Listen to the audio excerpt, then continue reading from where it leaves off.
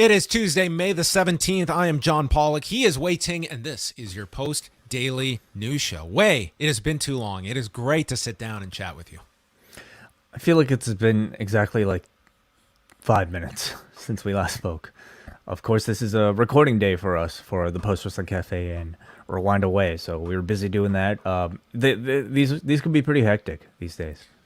This is Dynamite's a great preparation for these days, but we are coming back tonight with Rewind Away. It's going to be an extensive look at Raw Thursday from February of 1997, and a very big look at the segment involving Shawn Michaels relinquishing the championship with a lot of different perspectives, both at the time and in hindsight, that we're going to be covering. And that will be the prime focus of the show, but we'll be going through the whole 2-hour episode and what was going on in the industry that week in 1997. I think this is a show people will enjoy quite a lot of, diving into a lot of the themes and context to apply to the speech that has largely just been reduced to the one line about losing his smile. We go a lot deeper than that about what that really meant and what was going on with Shawn Michaels in 1997. Yeah, certainly, as we're about to talk about issues of talent not necessarily being happy with their placement in the industry, that's always going to be a constant. But this is probably one of the instances that's been most publicized, and we haven't necessarily had much time, I would say, to analyze it beyond, I think, some of the knee-jerk reactions taking place back then in the context of Shawn Michaels as a person at that time. So 20-something years removed from it, how do we look at that speech today? So I really enjoyed the conversation, and I hope you guys will too.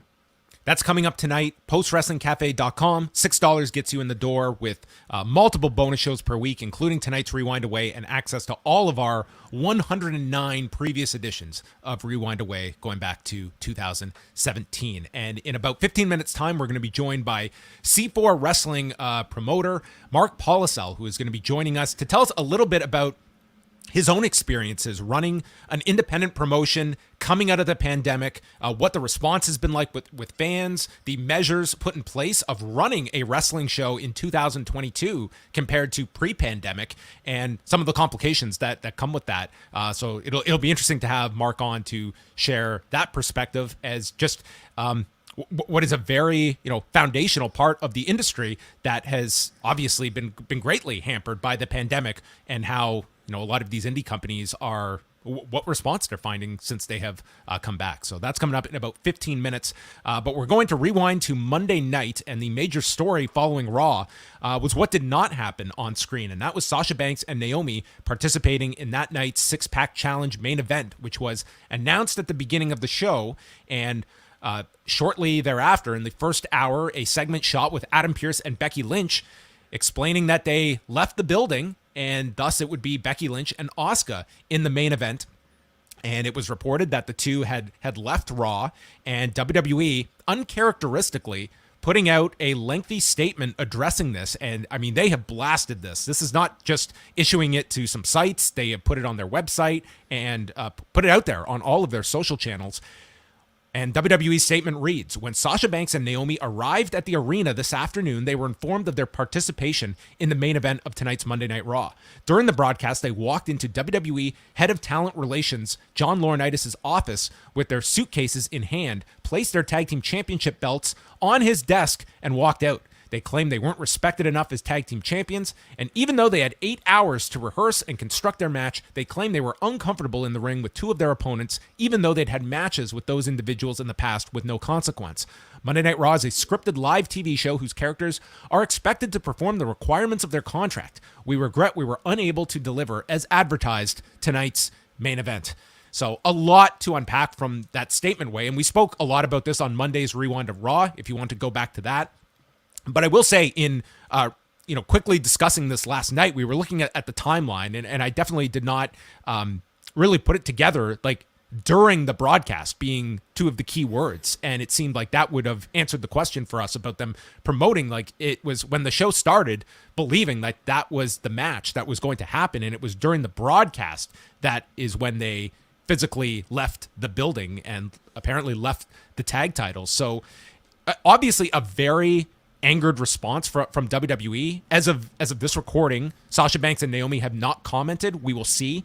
But there has been reporting from Fightful about sort of the nature of isolating two people in the match. And it seems it is much closer to the idea that Naomi and Sasha wanted to work a program with Doudrop and Nikki Ash, and this was not a case of them believing two of the four individuals were somehow unsafe or anything like that. And it seemed a real skewing of the sides here based on this statement. But the large omission is we have not heard directly from Sasha Banks and Naomi, and that is a massive part of this story. And WWE has got out ahead of this story with a pretty aggressive statement and issuing it as such and painting the two as being unprofessional.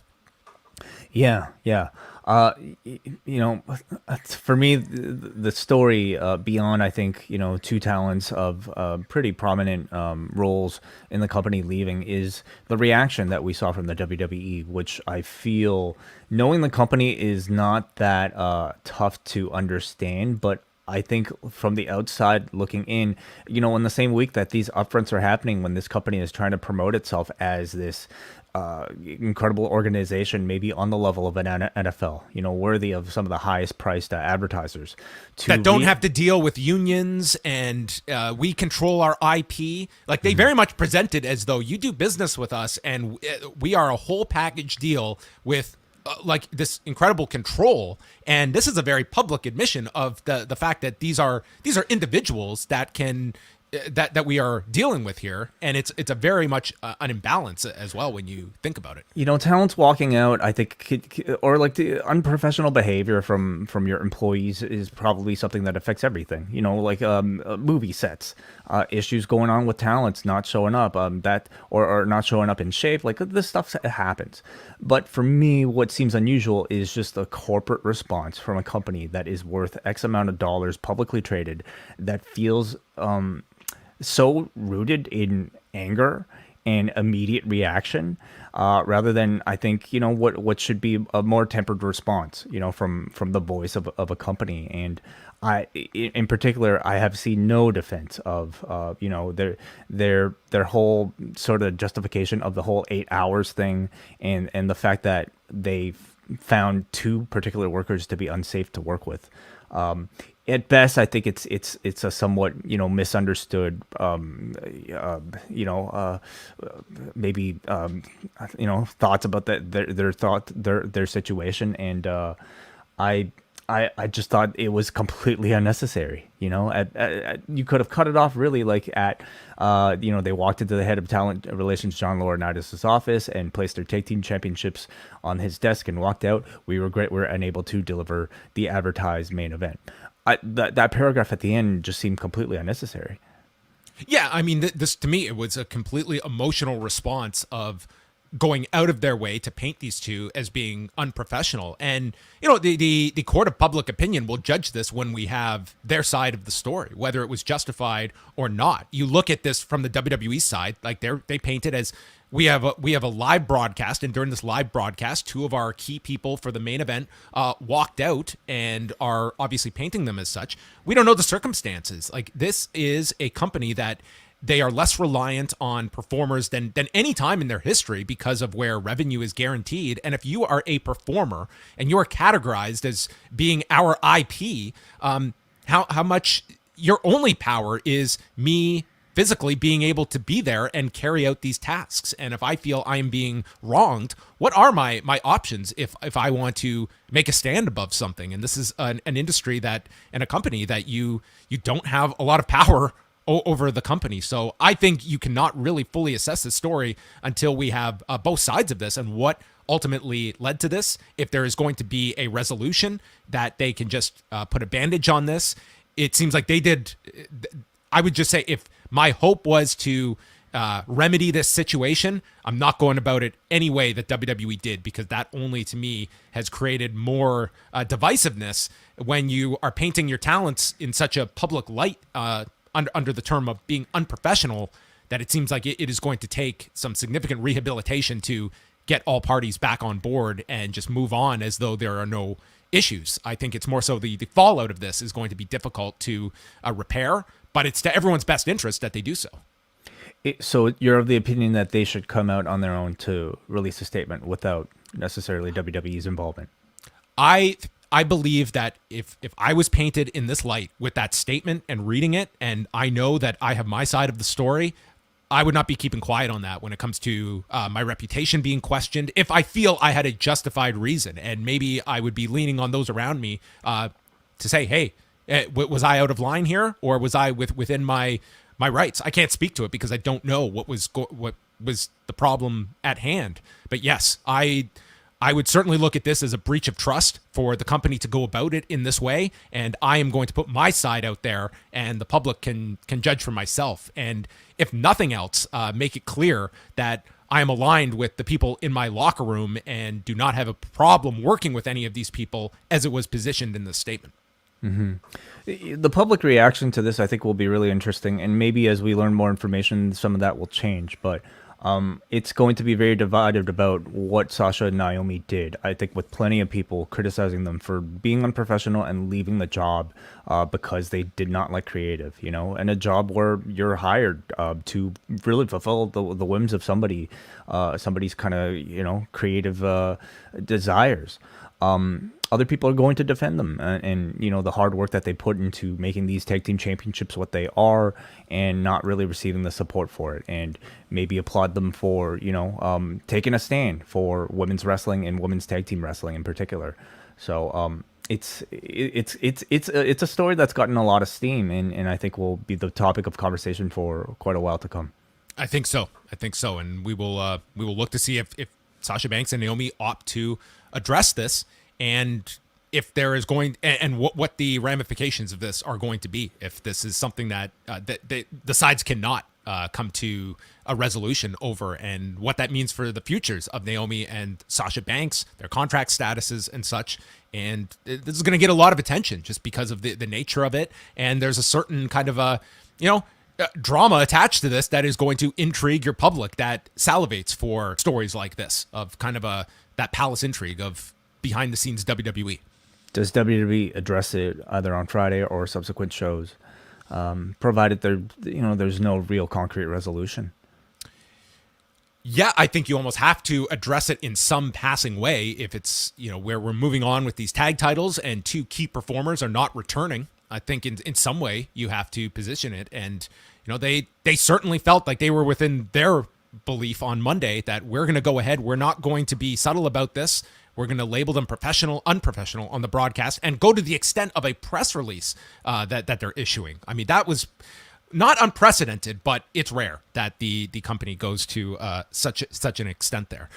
But we will continue on here with our next story, and that's involving Cain Velasquez, who was in court the other day and was denied bail. And this is an ongoing story with Cain Velasquez, who has now been in jail since early March in connection with the alleged shooting at a vehicle in which he struck an individual.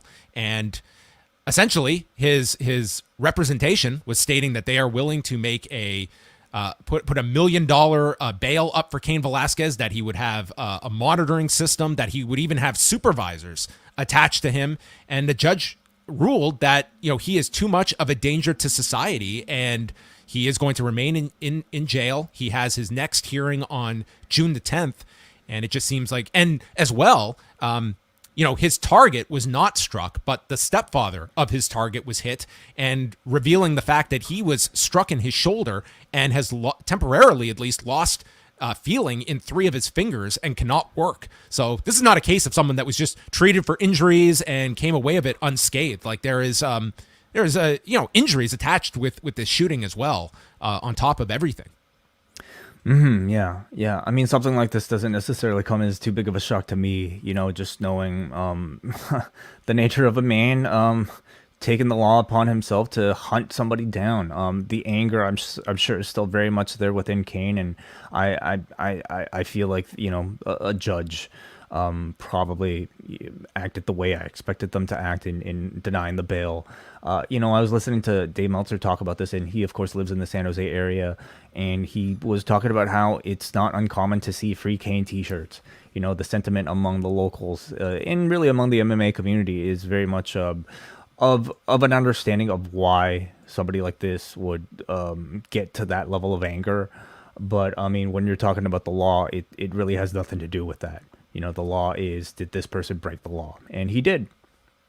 He did. And I mean, just based on this judge's opinion, I mean, you're just looking at, significant prison time that Cain Velasquez is looking at here. And this is going to be, I believe this will get a national window when this trial begins. I think this is going to have, there will be those sympathetic to Cain and others that even in sympathy will not be able to defend the way in which he went about vigilante justice. I don't think you can paint it any other way, but it's a tragic story of a guy that is in all likelihood staring at the potential of losing years and years of his life over this decision that he made.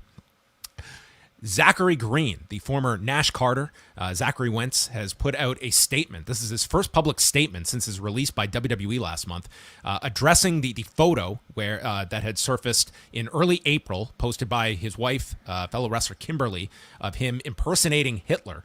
And he wrote that no words can truly describe how ashamed and apologetic I am for my conduct in the photograph. There is no excuse for such behavior, and I take full responsibility for my actions and ask for forgiveness. This picture was taken in 2015, a time where I was uneducated on the topic and therefore did not understand the magnitude of how hurtful it was. In 2020, someone was trying to extort me by threatening to post it on social media.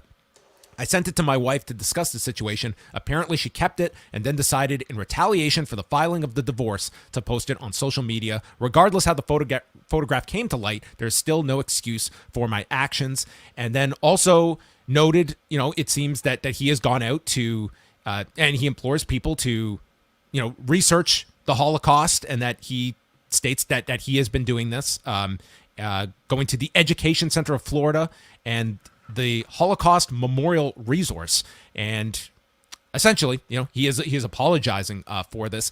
There were also the allegations of physical abuse that were not addressed in this statement, but it is believed that it was the photo that ultimately led to the decision by WWE to let him go. And he is scheduled for his first independent show this weekend in the Orlando area as well. Yeah. Anytime somebody gets into any sort of hot water with the public and faces some sort of firing, more often than not, we don't necessarily hear from them. And because most of the time, I would say the crimes are often indefensible. I don't know if that's necessarily the case with Zachary Wentz here. I feel like there's a lot of positive at least understanding of this person being very young and immature and doing something really stupid at a time, and perhaps the feeling out there that he shouldn't necessarily be, losing his entire career off of it. That is going to be different for every single person. But it feels to me, I don't think, because of all the drama that's also surrounding this story, I don't necessarily see him getting reemployed by the WWE, but I also don't necessarily feel like this man's career is over. I do want to point out something that's kind of been making the rounds, at least on Reddit, is a response from Maxwell Jacob Friedman, MJF himself. And he has since deleted this tweet, which I found interesting, but nonetheless, he did write, "I live with this man. He's not an anti-Semite. Stop virtue signaling and let the man do his job." So that was out there at least at one time from MJF. Yeah, I think it's always going to be divisive when you're asking for forgiveness to a large section of the public, and people are going to have their different opinions. I kind of look at it there is no question that he took this photo, and we're isolating it to that specific incident, not talking about the other allegation. But yes. For the photo itself, I mean, he obviously did this at a time where he did not see it as a big deal or saw it as a joke or did not care. And my assessment would be today, does he look at it differently? And is this an individual who is better informed today than he was in 2015? If you believe so, I think that is the ultimate goal that we are looking for, of people that are going to make awful mistakes, some that are irredeemable, but others that we can look at and say, is this person a better person today than that time period, and did this situation help educate, and they are a better person as a result of it afterwards? Rehab should be a big part of this equation rather than just punishment and you never hear from a person again. You would hope that someone, if they are sincere, is offered another chance. Yeah, and it's for the public to decide, and specifically, people of Jewish descent, in particular to this situation, for them to decide as well. Okay. We do have a few more news stories that maybe we'll touch upon at the end, but I do want to welcome in our guest at this point. He is the promoter for C4 Wrestling, which he has been operating going back 15 years and experience in independent wrestling even before that time period. So someone that can speak on this with quite the authority. He is Mark Pollesel, who is joining us on the Post Daily News Show. Mark, welcome to the show. Thanks for having me. I didn't think it was going to be such a news-heavy day with the news that came out yesterday. And then, wow, okay, Tuesday afternoon is a busy news day. It's usually a packed one, but we want to take some time to bring you on because independent wrestling, I would say as a whole, is at a very unique time coming out of the pandemic and not completely gone either. Like COVID is still something that is out there, and totally. Just following along with you guys. Based out of Ottawa, have been very much, I would say, on top of this and trying to create an environment that is as understanding to this pandemic world. Give us a sense, you guys came back, to my understanding, last September with shows with fans, and what has been the response like running independent wrestling in a post-pandemic environment? Yeah, we ran our first show back in September. When even knowing that, knowing now what we knew then, it's a completely different environment. We believed that the vaccine rollout was going on, everything was going to be great. I'd say give it a couple of months, we're feeling good, and and that has proven not to be the case. But anyways, yeah, we ran in September, and I really put a lot of stress on myself and our team to make sure we could run in a as safe as possible environment. We are currently in pandemic, even though if our leaders don't act like it sometimes. And so, yeah, in September we ran. It was before there was any vaccination proof required. So at the time we just did masking for all in 50% capacity. In November we opened up more, but introduced the vaccine proof. And then December we ran as well, and things were going really smoothly. And then Omicron hit. So then we had to shut down from December until March. And I don't know if you follow the news at all, but in Ottawa, it was quite a divisive and rough February as we had the quote unquote freedom convoy roll into town, and what was really just a Trojan horse for a lot of alt-right extreme views. So coming out of the second lockdown, it was important to me really to put out there the sense of community for Ottawa, what we had just been through on top of the 20 months prior of a pandemic. This last month and a bit of just this a good portion of our city and a lot of where our fans in the area of where we run, more or less, had gone through some really, really terrible times with people who had no regard for them and just occupying part of our city with 18-wheelers. And so it's never been a political statement for me for enforcing regulations for masking or proof of vaccination, but somewhat coming after that, it did become that way in terms of, yeah, we are a community in the city. I want to run safely. And I do want to send a message that if you were amongst those people doing that to the people of Ottawa, maybe don't come to our shows. So, but yeah, I've continued with masking, asking for people to wear masks. And we have, aside from maybe one or two complaints, have not had much in terms of butting heads with people. And sorry.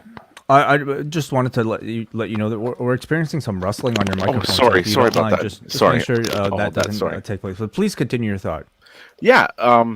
So yeah, we really haven't had any pushback, aside from maybe one or two people who declared that we were living in fear and we should stop wearing masks, and it was just, and that masking was done and COVID was over. But anyways, yeah, we've really tried our best to navigate. I remember in March 2020 when we shut things down, there was a lot of uncertainty coming out of that.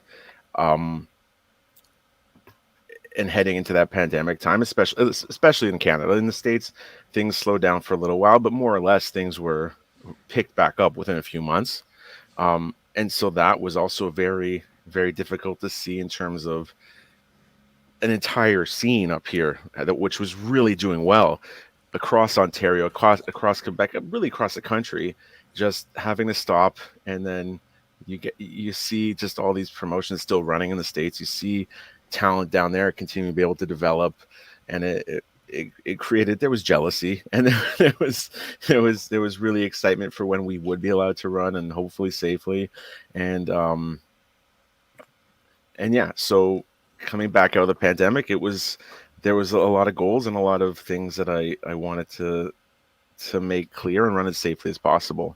Sorry, that was kind of all over the place for one question, but I think when it came to sort of just looking at, it would be one thing if you're coming back and we're just going to go back to 2019, which was, none of this. It would be very easy for someone in your position to do that, to be acting in a responsible light. It's a lot on your load. Like, this is a pretty thankless position as an independent wrestling promoter. And you add on all of this where you are assuming a lot of responsibility to do this.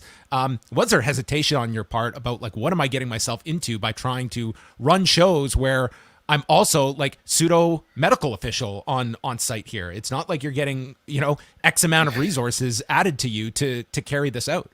Absolutely. Like, I remember when things shut down, I told many people, I'm like, I don't think we're going to be one of the first people running back, because I think for safety's sake, we should probably wait it out.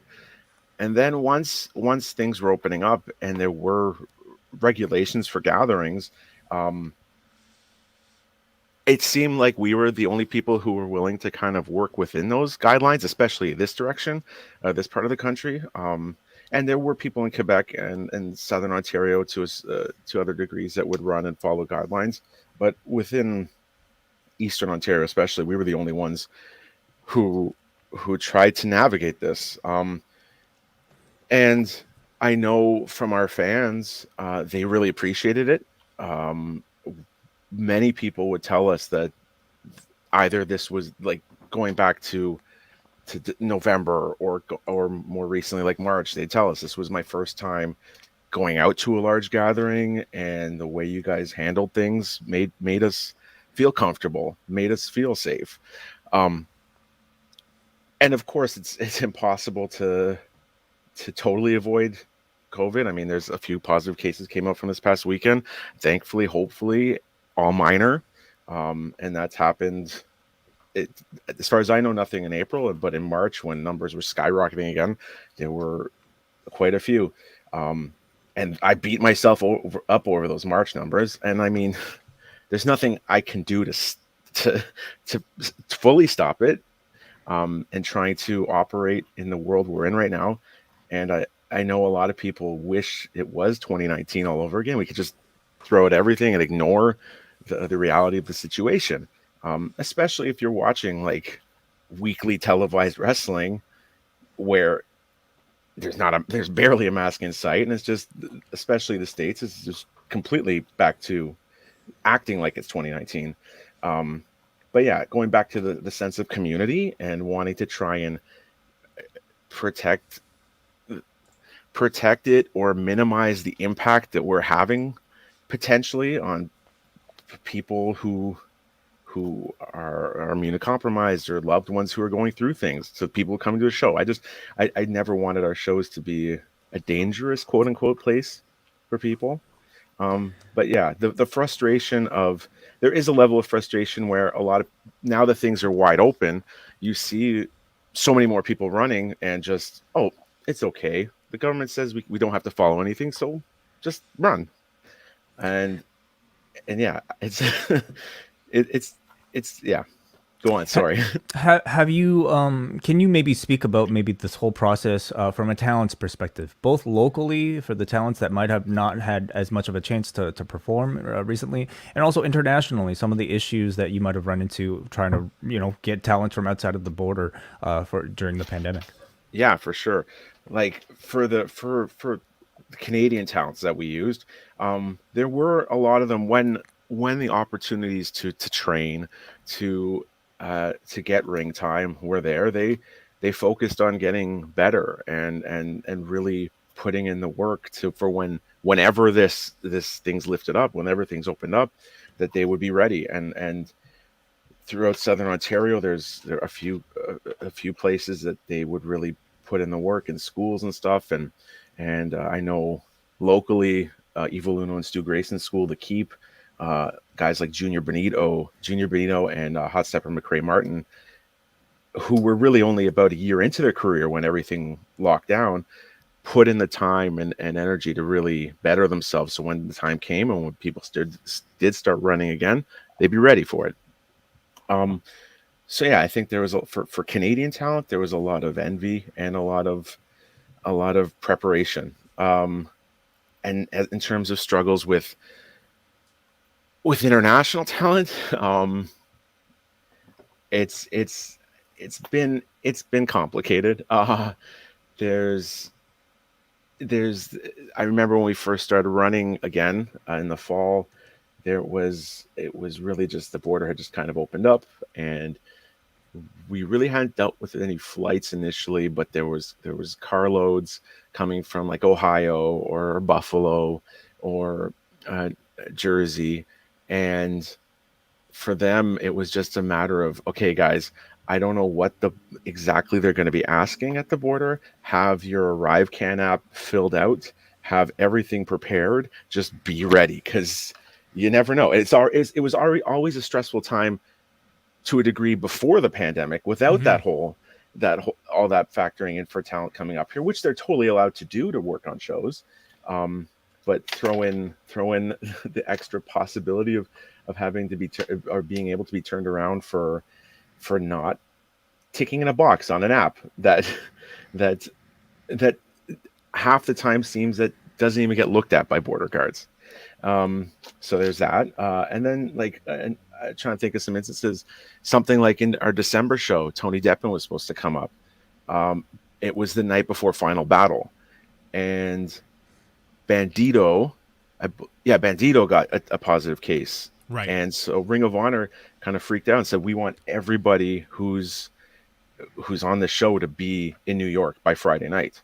So Deppen had to pull out, unfortunately, and that's just the reality, right? And I don't blame a company like Ring of Honor for doing that. It's just, it is what it is, and fans completely understand. And then there's just the ever changing um, realities of air flight or of air travel, and the what different airlines require, what different what different countries require. And I know I've told you guys both privately, but I'll praise Dr. Alex Patel for advice on the evolving matters, and I'll leave it at that. But he's been a great resource who you guys introduced to a lot of people, and yeah. Yeah, But yeah, he's been a phenomenal resource just for us to really get a lot of education on this, where there's a lot of at times mixed messages going out there. You have absolutely. described to me just one of the most stressful jobs. I could honestly, I could never go through the amount of stress that it sounds like some of these shows can present for you, even at the best of times. But it does seem like your last two shows, like you've noted, like in the neighborhood of about 450 people, which is like no small feat at all.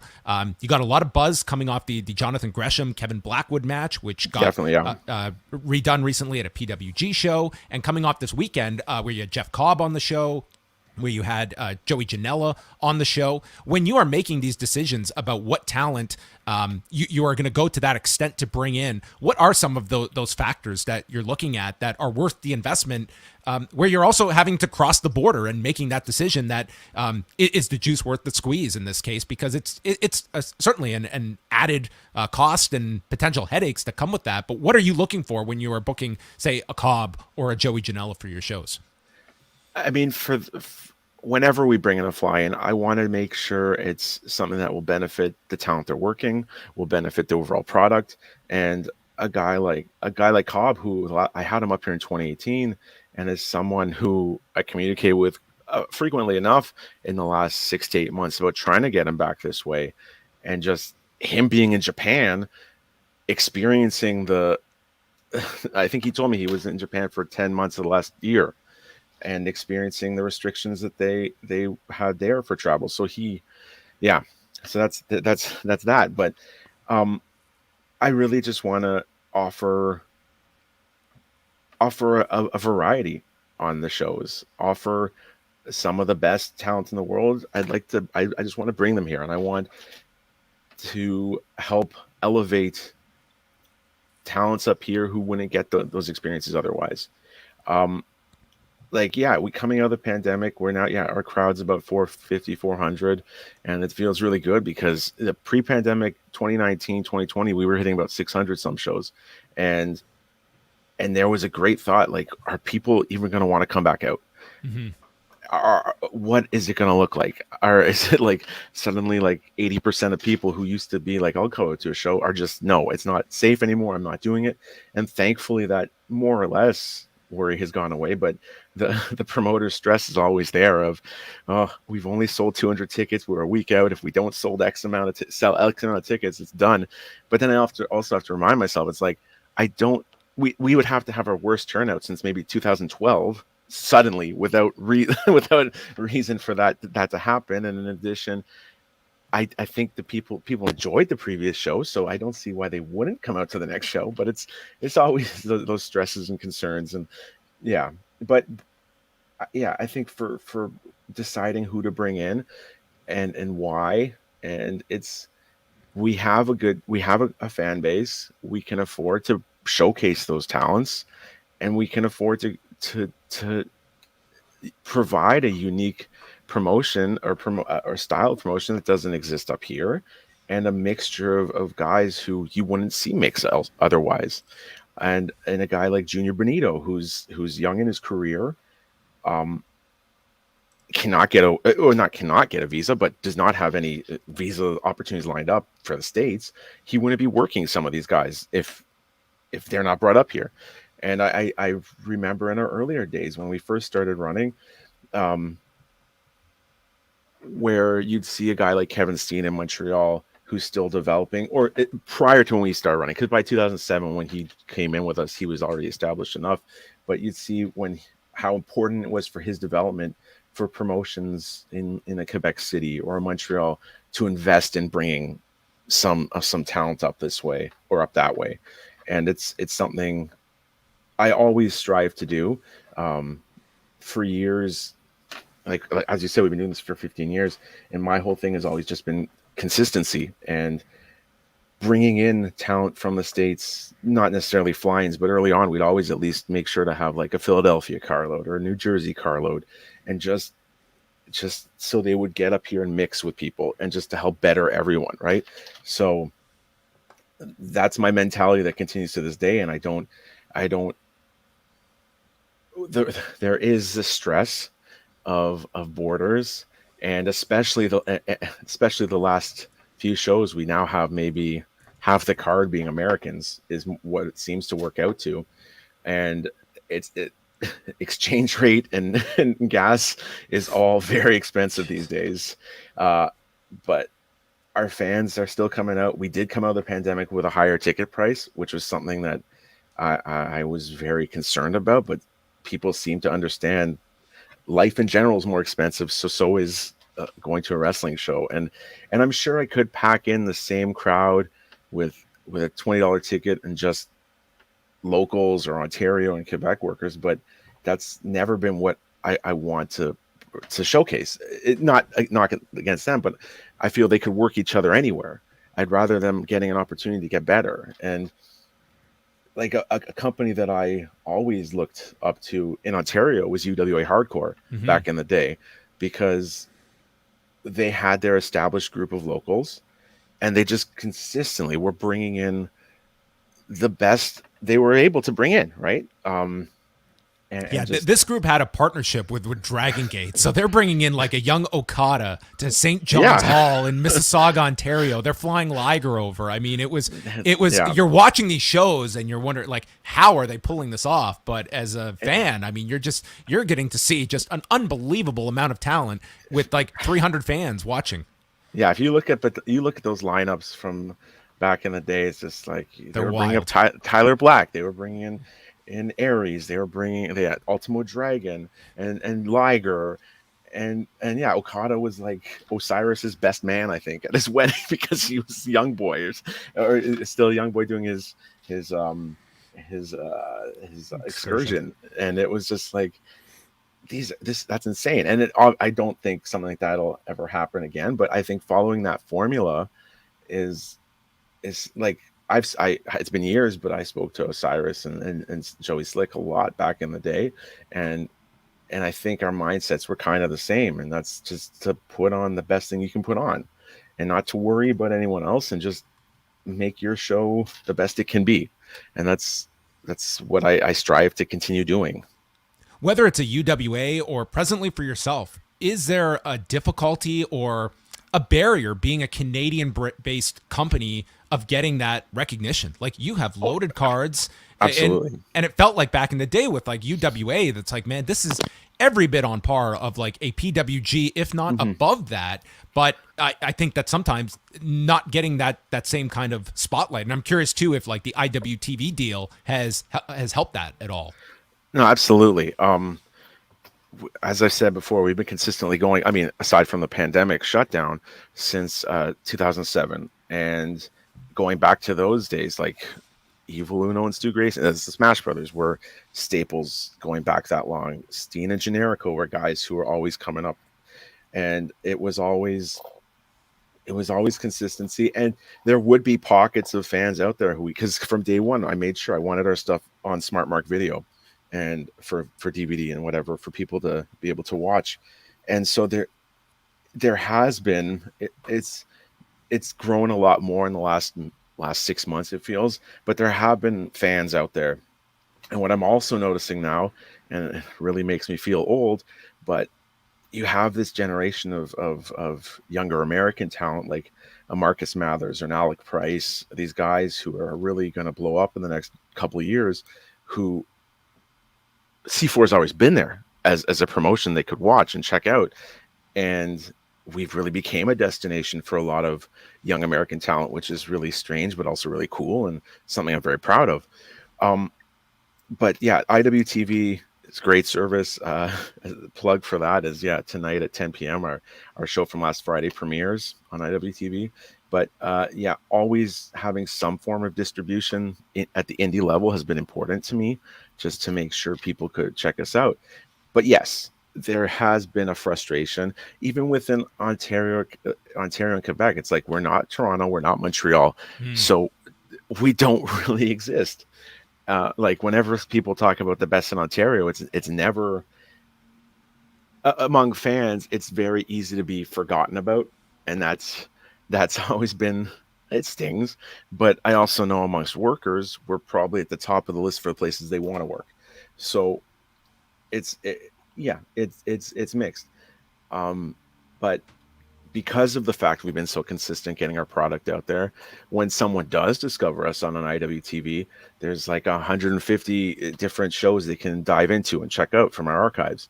And one thing we made sure to do throughout the pandemic, thanks a lot to our editor who kept on top of this, was, and also when it started, we didn't think it was going to last as long as it did, but we put out a weekly mixtape, as we called it, on the IWTV, and would just dig into those archives and put it out like an hour-long show every week, with just showing the who's who of talent who've been through here. And so that, I think, was at a consistent basis since March 2020 until September 2021, was some of the only but some of the only product that was consistently being put out there on the streaming service. So that definitely got a lot of attention for us. So when we did start running again, people were ready and more people were aware of us. But yeah, it definitely, being in Ottawa, we're a smaller fish in the large pond of Canada, big cities, I guess. whereas we're 2 hours from Montreal, we're 4.5 hours from Toronto, and both of those cities have their own entire ecosystem of what's going on. So yeah, we are an island to ourselves to a degree. So yeah, it's difficult to get your word out there sometimes. And in the States, like I think year one of the collective, we were reached out to. And one of the reasons I didn't want to go, besides the fact, the visa issue, which is like, how am I can't present a true C4 card with when half a roster is Canadian. And on top of that, to me, it would be like, okay, we can put on a very good wrestling show, but then we just be one good wrestling show in the sea of good wrestling shows. And I know, like, my friends at Interspecies Wrestling ended up taking that, not taking my spot, but taking a spot on the collective that year, and they had a great experience. But I know I shied away from doing it because of that reason.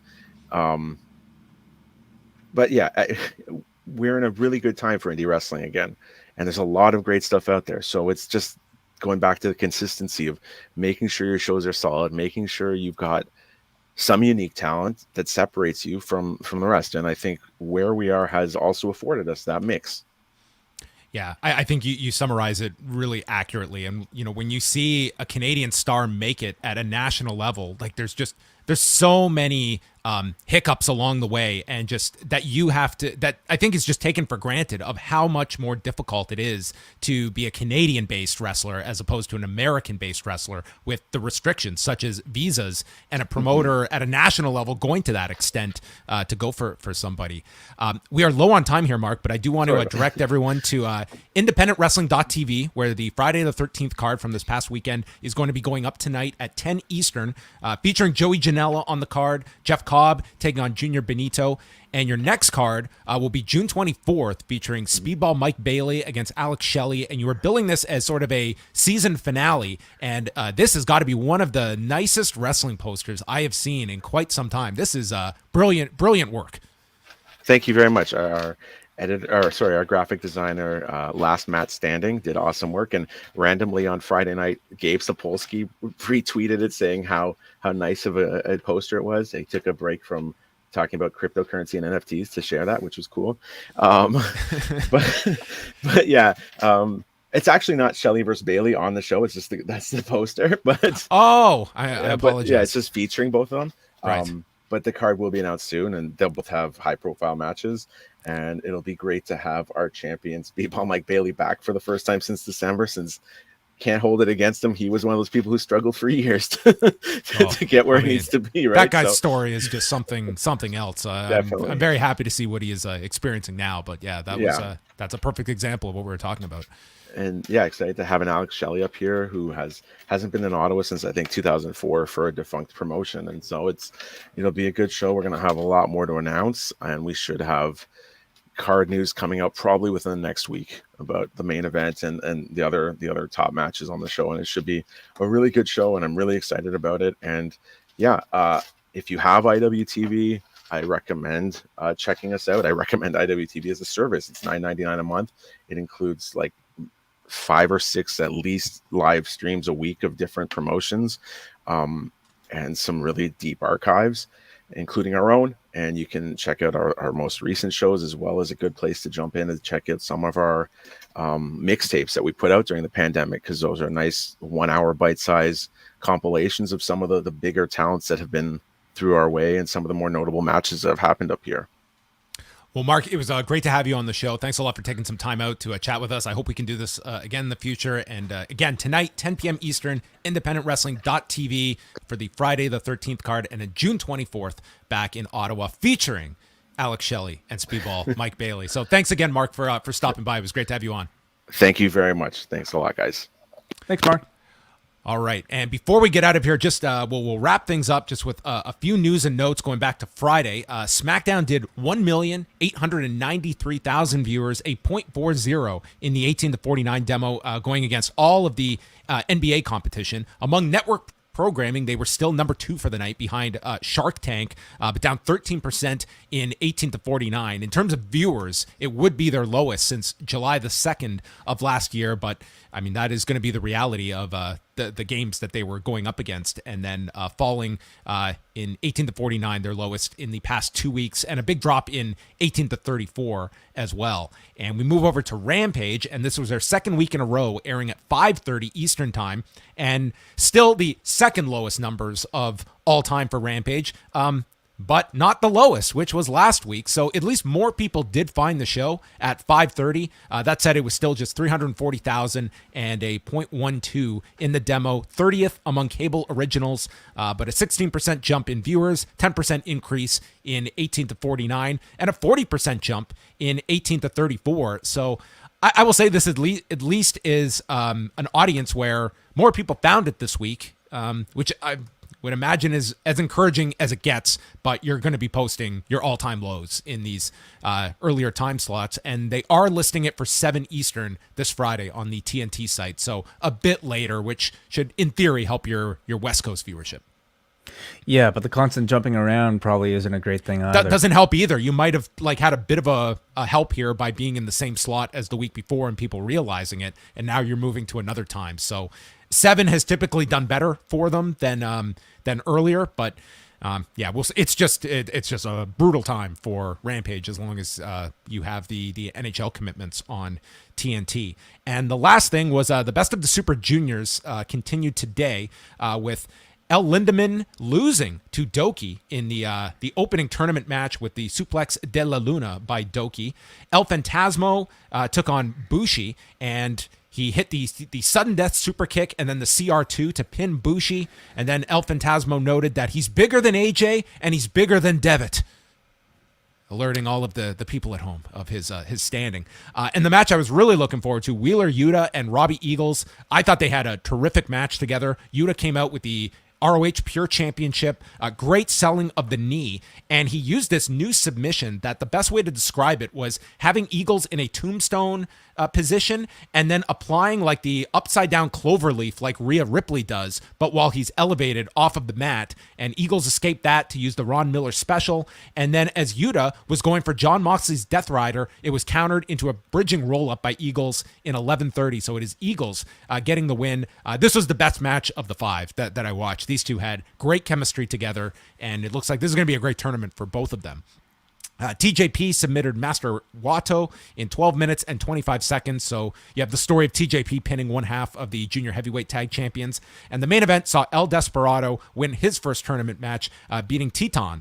And Desperado ripped at his mask throughout the match. And then there were multiple counters to the Pinche Loco by Teton, who managed a La Mystica, and that was countered with a backslide. And then Desperado kicked out, finally hit the Pinche Loco on multiple attempts at it, and won the match in 13:46, getting 2 points. And they will continue Wednesday, but a decent show today. If you're pressed for time, I'd encourage you to watch the Yuta Robbie Eagles match. That was my tournament match of the show. So that's what's going on the Best of the Super Juniors. And once again, we are back tonight with Rewind Away, covering Thursday Raw Thursday. And up next, we'll be live at 10:15 Eastern at twitch.tv/upnextpodcast with the great duo of Braden Harrington and Davey Portman.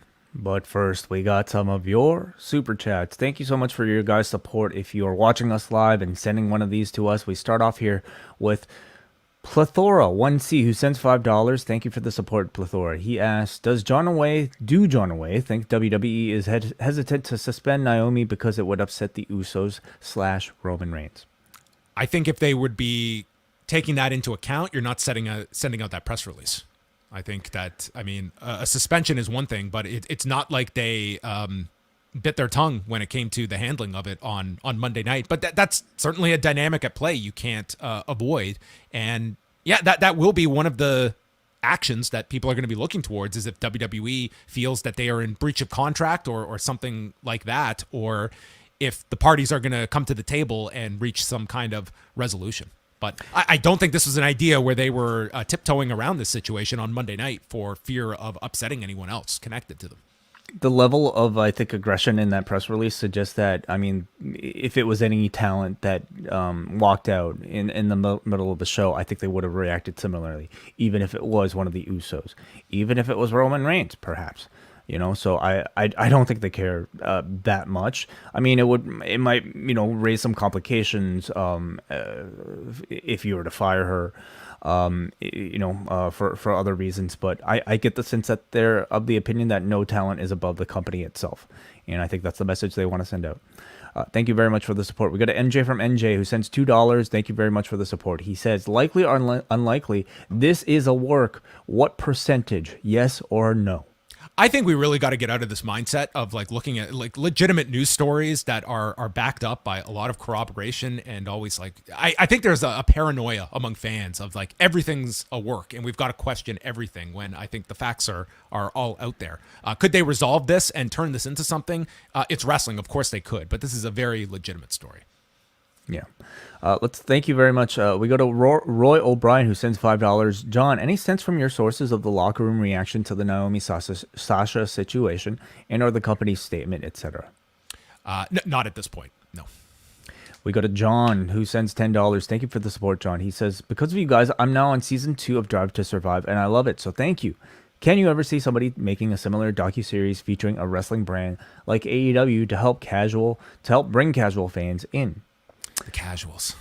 The elusive casuals. I do see it, and I think AEW themselves are doing something very similar. I mean, I think Roads to the Top was an attempt. I mean, Total Divas is an initial attempt at using reality. But to me, TV. that is not maximizing I think you can enjoy a Total Divas or a Total Bellas. It's a nice kind of glimpse into kind of a fictionalized reality. I think the real effectiveness of a Drive to Survive is the idea that you are presenting like these very engaging personalities, real conflict, and that grabs you in such a way that I think wrestling is tailor-made for that kind of a series, that you could have that kind of all access look, and it drives people. I don't see a Total Divas as being as effective. What's real in reality TV? I think for one, like Total Divas was completely away from the wrestling arena, but by and large. Not always. I don't think it drives you in terms of the sense of getting to see all the different personalities in a way that felt authentic, that was going to grab me. And I mean, we had the evidence. Like, did it lead to this? It definitely added viewers to WWE. I think they're not. They weren't negatives by any stretch, but were they something to the degree of, say, an Ultimate Fighter, that it just became this phenomenon that people hooked onto and they fell in love with the sport itself? Or in the case of F1, that this has created a whole new generation of fans. Like, I think that there is like sort of this Bunna Murray template of a reality show, and then there's something like a Drive to Survive, and I see those as drastically different promotional vehicles. Well, we've yet to see what the latest iteration of this, AEW Turner reality TV show might be like. That seems to be taking the place of Roads to the Top. Yeah. I have to imagine any sporting company out there is looking at Drive to Survive success in 100%. garnering a new like audience. You need cameras in like the booking meetings. You need cameras of like there's a real issue that's going down, and you have an insight that you are not going to get anywhere else. Like, you want to be taking what are major things that you see in the Observer that are essentially presented on camera. That to me is going to be the most compelling stuff, and you have an audience that craves that kind of thing. So lean into it. But wrestling is going to be very different from, the Ultimate Fighter or F1, where you have a real sport. Professional wrestling in and of itself is fabricated conflict between people to lead you to think about the sport as if it's real. I mean, they're going to have to get to a different level of treating not necessarily, the race at the end of the season as the big culminating thing, but the performance of the actual wrestling match as the big culminating thing. And how much wrestling with shadows. That's your template. Like, that's, I don't think the fact that this is a cooperative entertainment presentation hurts it at all. There is a very real initiative of the outcome that you are seeking, whether someone is received in the right light by the audience, if there are legitimate conflict between performers that have to work together. I mean, we're going to talk tonight about like the Brett Shawn dynamic. Could you imagine a reality series in 1997 of what was going on behind the scenes that had to produce this on-screen product? I just think there's endless material that wrestling gives you on a weekly basis that you could document in such a way that would be so captivating to someone that doesn't watch any wrestling, that would be amazed by these personalities. And you have so much of an advantage as an AEW or a WWE that these performers are trained that you will always have cameras on them. And there's constant, like the WWE Network era, they constant monitoring of your talent and documenting such. And if you really just put out a lot of material, I think like you could have a really riveting series. It would be if the promotion wants to delve that deep and provide that much access of its behind the scenes. Thank you so much to Dex Baker, who sends a $5 super sticker. We cannot see the sticker, unfortunately, on StreamYard, but those of you who saw it, enjoy the hell out of that sticker. Thank you so much for the support, Dex. We go lastly to Jared Taylor, who sends $5 and says, I moved to Ottawa in 2015 and have been attending C4 shows since FB5, or does he mean Fighting Back, which is their annual show that they've raised a lot of money over the years for the Canadian Cancer Society.